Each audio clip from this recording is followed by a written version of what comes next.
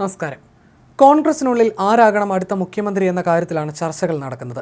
സ്ഥാനം മോഹിച്ച് നിരവധി നേതാക്കൾ ഉള്ളതുകൊണ്ട് തന്നെ ഇത് പൊതുസമൂഹത്തിലും ചർച്ചയാകാറുണ്ട്. ഈ നേതാക്കളുടെ ശ്രമത്തെ ട്രോളി മുഖ്യമന്ത്രി പിണറായി വിജയനും ഇന്ന് രംഗത്ത് വന്നു.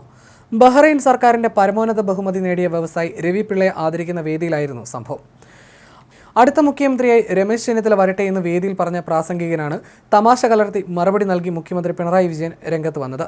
കേരള രാഷ്ട്രീയത്തിലെ ഒരിക്കലും അവഗണിക്കാനാകാത്ത വലിയ ശക്തിയാണ് രമേശ് ചെന്നിത്തല എന്നും അടുത്ത മുഖ്യമന്ത്രിയെ അദ്ദേഹം വരട്ടെ എന്ന് താൻ ആശംസിക്കുകയാണെന്നും പ്രാസംഗികൻ പറഞ്ഞു.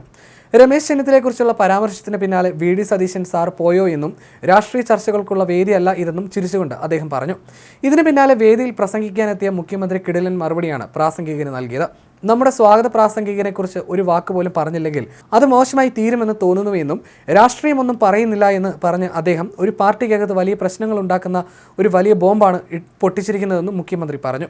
ഞാൻ ആ പാർട്ടിക്കാരനല്ല എന്ന് നിങ്ങൾക്കറിയാമല്ലോ, എന്നാലും അങ്ങനെ ഒരു കൊടുംചതി ചെയ്യാൻ പാടില്ലായിരുന്നു എന്നാണ് തനിക്ക് അദ്ദേഹത്തോട് സ്നേഹത്തോട് പറയാനുള്ളത് എന്നായിരുന്നു മുഖ്യമന്ത്രി നൽകിയ മറുപടി.